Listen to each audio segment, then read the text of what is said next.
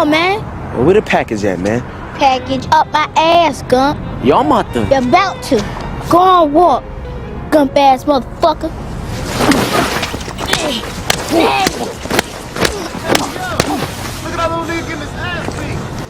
You ever notice that in The Wire, legends don't die in glory? They die in silence. No last stand, no fireworks, just a whisper that fades before it's even heard. Let me get one of them too. That's what makes Omar Little's death so perfect and so cruel. Not because he went down in a blaze of gunfire, not because he got outsmarted by the system, but because of who pulled the trigger. A kid too young to understand what he was destroying. The boy who once pretended to be Omar ends up killing him. The imitation becomes execution. It's almost biblical in irony. The child of the street slaying his own myth. The boy who mimicked the legend becomes the one who erases it. That's not just fate, it's prophecy. But here's the thing. Kenard didn't just kill Omar for fun. There's a reason buried deep beneath the silence, the fear, and the imitation. Bitch, get the fuck across the street and plant your ass on a stoop. Stay to the end, because the real reason he did it says more about us and what happens when legends outlive their purpose than it does about him. Because The Wire was always about cycles. Cycles of violence, poverty, institutions that eat people alive. Omar's story isn't just about morality in the drug game. A man got to have a code. It's about how even morality can rot when it's passed through too many hands. See, Omar Little wasn't a villain. He was a gunslinger, Baltimore's own outlaw saint. I see you favor a 45. Tonight I do. I keeps one in the chamber in case you pondering. The show turned him into its own version of a Wild West legend. Even if I miss, I can't miss. I admire a man with confidence. I don't see no sweat in your brow neither, bruh. The trench coat was his duster, the shotgun, his 6-shooter, and his code. All in the game, yo. No civilians, no kids, was his badge. He walked through the city like a ghost of justice. When you heard Omar coming, you didn't stand your ground, you ran. Corners emptied like ghosts fleeing daylight. But just like Jesse James, shot in the back by Robert Ford, the boy who once idolized him, Omar's death feels less like justice and more like replacement.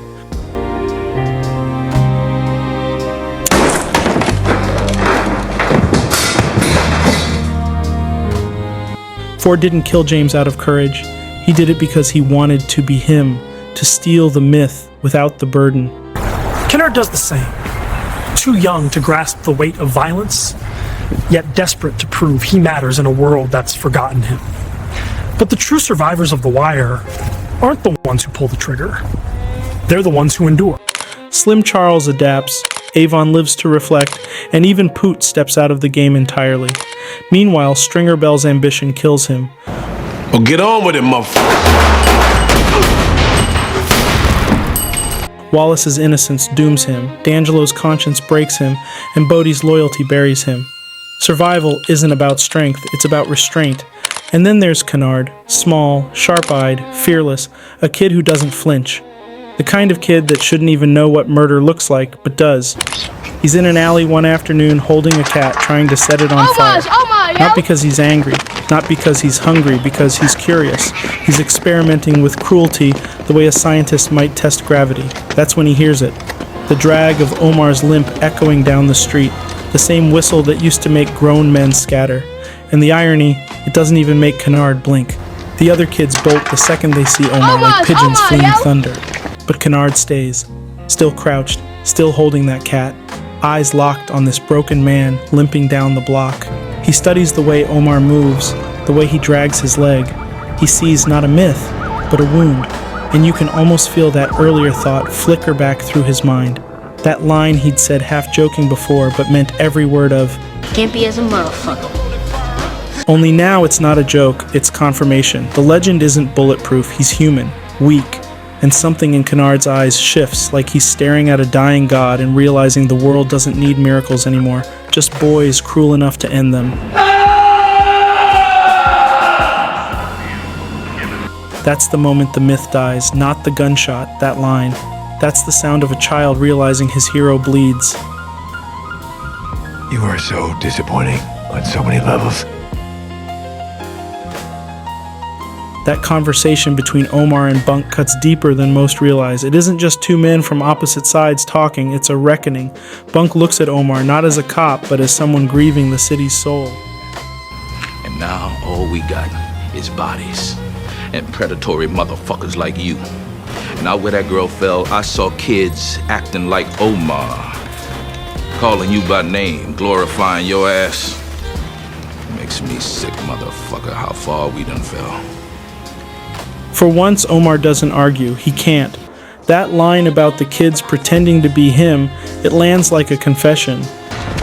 Yo, my turn to be Omar. No, give me like it. Because Omar's game, the thing he used to justify the blood and chaos, had spilled out into the streets and warped everything it touched. His code, no civilians, no innocents, didn't mean much anymore when those same kids he inspired were out killing people who had nothing to do with the game. You gotta get rid.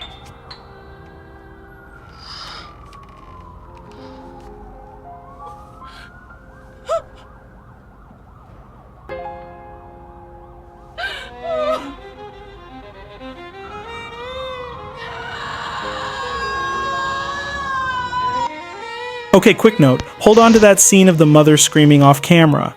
Now think about the hospital scene with Brandon and Omar. Did you notice the similarities? That parallel is not an accident. Drop your thoughts in the comments and tell me what you think it means. Alright, now back to the main topic. Feel that guilt haunting him after. Twice he looks at Kenard, once when the boy's holding that cat, again in the store, and both times he hesitates. He sees what he created. A child who learned all the wrong lessons. That talk with Bunk broke something in him. Omar couldn't excuse the game anymore, and the moment he lost belief in his own code, he was already gone. The boy who once said, Yo, my turn to be Omar. finally got his turn. He just played it differently. Omar's rules turned into Kenard's reflexes. Omar stole from the powerful to humble them. Kenard kills the powerless to prove he exists. Omar lived by a code. Kenard lives by a void. Omar robbed for justice. Kenard murders out of curiosity. He's not a monster by birth, he's a byproduct, a symptom, a reflection stripped of meaning. Kenard is the echo of a story told too many times without its moral intact.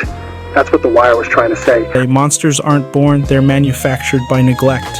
Omar thought he was setting an example of principle, but what the kids saw was power.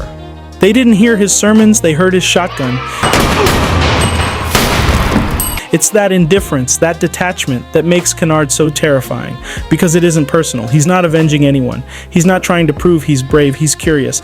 He's a child raised in an environment that teaches curiosity through cruelty. That's how The Wire teaches tragedy through escalation. Cruelty becomes a ladder. Kenard didn't climb out of hate, he climbed because that's all he's ever been shown. When Omar walks into that convenience store, there's a strange stillness. That's silence right before a storm. He's limping, older, weaker. He buys cigarettes. The clerk looks at him, half nervous, half awed. And then the door chimes again. Kenard walks in. He sees the limp. He sees the opening. He sees a dying legend who still doesn't realize he's already a ghost. And just like Jesse James never saw Robert Ford's gun, Omar never sees it coming. There's no standoff, no showdown, just one moment of life, and then a single gunshot. The clerk screams, loud and panicked, but the world doesn't echo it. The city keeps moving, the milk still spills, the lights still buzz, the legend is dead.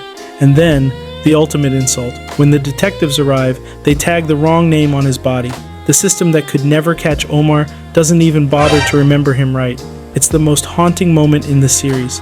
That tag isn't a mistake, it's David Simon's final message.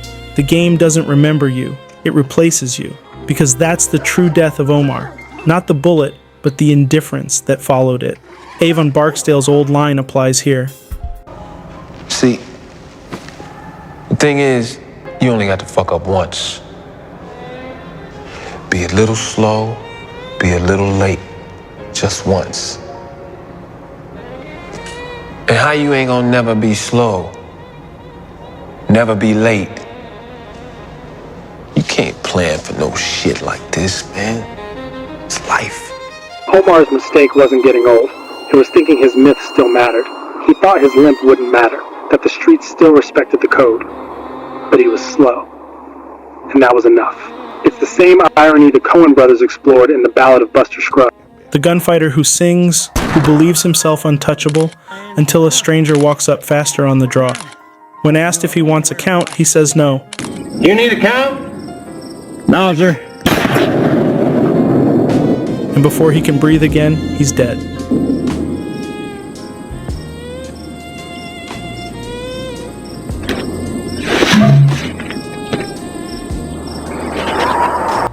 Omar's death feels exactly like that.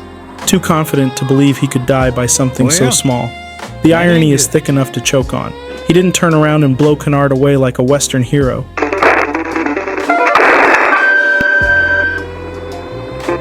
He didn't even draw, because he never thought a kid could be the end of it. That's the cruel joke. The man who robbed drug lords dies because he underestimated a boy he unintentionally helped create. Kenard, like every kid on those corners, is only mimicking what he's seen. The guns, the swagger, the cold smirk, it's all theater. But imitation without comprehension is the most dangerous kind. He's light years away from understanding the weight of what he copies, the fear, the code, the cost. When Michael beats Kenard bloody earlier in the series, it feels like a warning, maybe even a chance for redemption. But Kenard doesn't learn fear, he learns patience. He learns how to bide his time. That's the kind of quiet danger only the streets could teach a child. And that's where the tragedy splits. Michael understood Kenard in a way Eamon didn't, in a way even Omar didn't. He knew how rot starts young, how boys imitate monsters long before they know what monsters really are.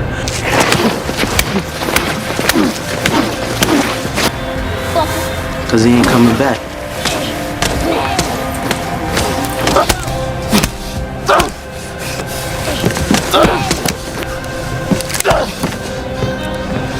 Michael becomes the new Omar with a shotgun with purpose, but also, as Slim Charles says, the more fierce replacement.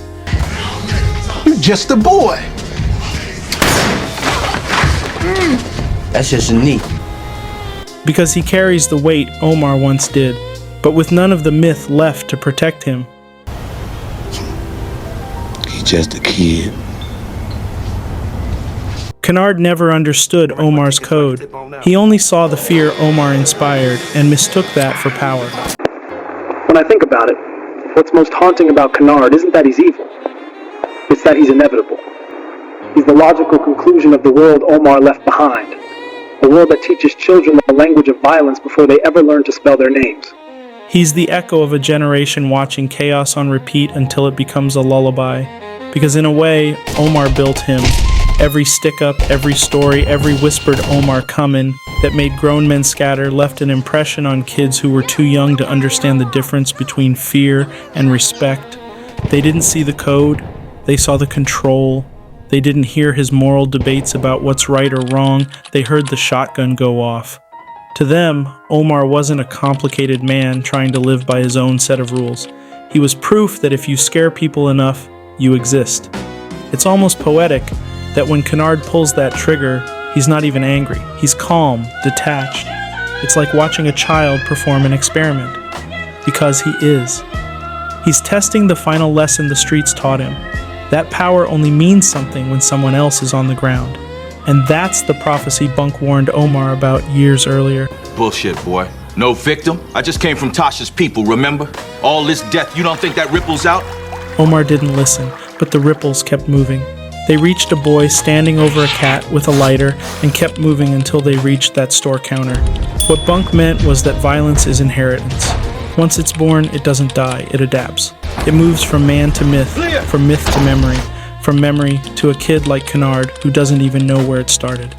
And by the time it gets there, it's lost its shape entirely. It doesn't even pretend to have purpose. That's why Kenard isn't the villain of The Wire. He's the consequence.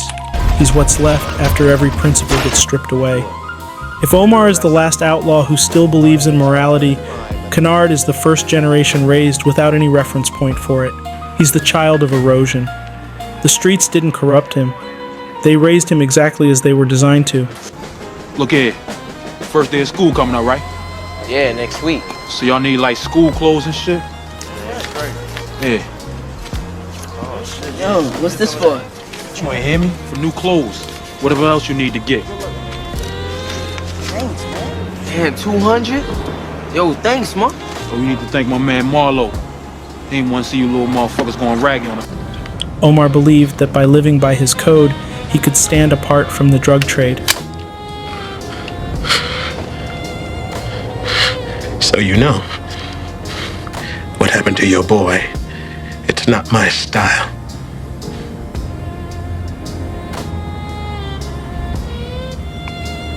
Where you bleeding out your back, look like that bullet ball clean through.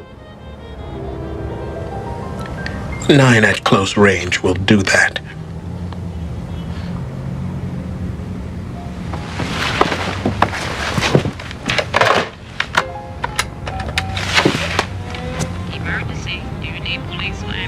Yeah, I want to report a shooting over here at the new motel on North Avenue, room 221. But Kenard is the proof that he never stood apart at all. He was just another part of the ecosystem. The only difference was that his mutation came earlier. The cruelest part is that Kenard isn't even proud. When we see him later being dragged off by police, his face is blank. No grin, no guilt, no fear, just emptiness. That's not satisfaction, that's vacancy. He's not a villain taking victory, he's a child already used up. The system doesn't even need to punish him, it already has. What's strange about Kenard is that you never see him in school, not once. It's like education never existed in his orbit. He's a kid without structure, without anyone telling him no long enough for the word to mean something. And maybe that's why he acts older than he is, because the streets became his teacher. His textbooks were corners and corpses. His report cards were bodies on the pavement. I don't know what that means exactly, but there must be something there. The absence of discipline doesn't make you wild, it makes you numb. It breeds kids who laugh at death because no one ever showed them another way to live. And if you think about it, even the kids who do go to school in The Wire still experience violence there. Go ahead,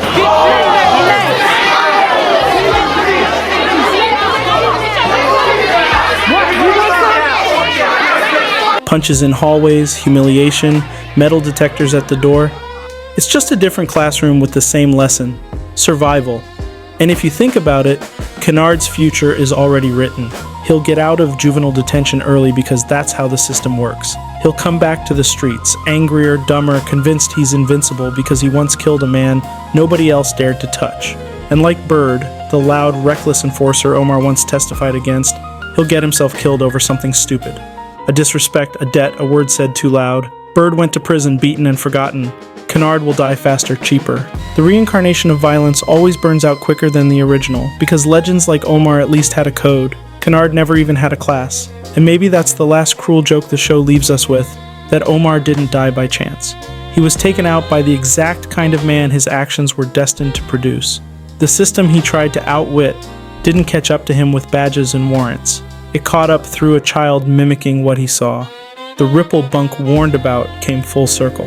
38 don't jam. Don't hold 15 neither. Game done changed. Game the same, just got more feds. Bird and Kenard are cut from the same rotted cloth, just born in different eras of the same disease. Bird tortured Brandon, Omar's boyfriend, leaving him broken in the street as a warning. Years later, Kenard tortures cats and birds for fun, laughing at pain he doesn't yet understand. It's the same seed, control through cruelty. And if history tells us anything, that seed grows into monsters. Many serial killers started the same way. Jeffrey Dahmer dissecting roadkill, Ted Bundy beating animals, Albert DeSalvo, the Boston Strangler, shooting arrows at stray cats. It's the early rehearsal for dominance, the testing ground for apathy. Bird just grew into what Kenard was already becoming. Numb, detached, addicted to power. The only difference is age. The cruelty didn't evolve, it accelerated. Bird tortured Brandon. Kenard tortures the helpless. Same sickness, smaller hands. And in Baltimore, that cycle doesn't break, it graduates. If Omar had understood that, maybe he would have seen Kenard for what he was, the final product of his own legend, the child version of himself, stripped of conscience, the boy who played Omar in the alley, now finishing the story for real. It's not even irony anymore, it's fate disguised as coincidence. The same actor who once pretended to be Omar comes back to kill him. That's not casting, it's a thesis statement. Because Kenard isn't replacing Omar's legend, he's ending the idea that legends exist. He's what happens when morality turns into myth, and myth turns into entertainment. The kids didn't grow up wanting to be like Omar because he had a code. They wanted to be him because people ran from him. The lesson got lost in translation. So when that bullet lands, it doesn't just kill a man, it kills the illusion that integrity could ever survive in a place built to punish it. Omar believed the game could be played with rules. Kenard shows that the game plays you until you forget what rules even were. That's what makes The Wire prophetic. It doesn't end with hope, it ends with recognition. It looks straight at us and says, this is what happens when stories outlast their meaning. Omar's ghost doesn't haunt the city because of who he was. It haunts because of who he left behind. Kids who saw his legend and thought the gun was the message. And somewhere in that echo, maybe there's still a lesson left. Maybe the tragedy of Omar Little isn't that he died. It's that his story kept going without him. That a boy who should have been in school was instead practicing how to be feared. That's what The Wire leaves us with. Not closure, not catharsis. Just a question hanging in the silence after the gunshot. What happens when the code dies but the violence lives on? Because the streets don't raise heroes. They just recycle ghosts. Used to be couldn't no one sneak up on Jesse James. Now you think otherwise. I ain't never seen you out your guns neither.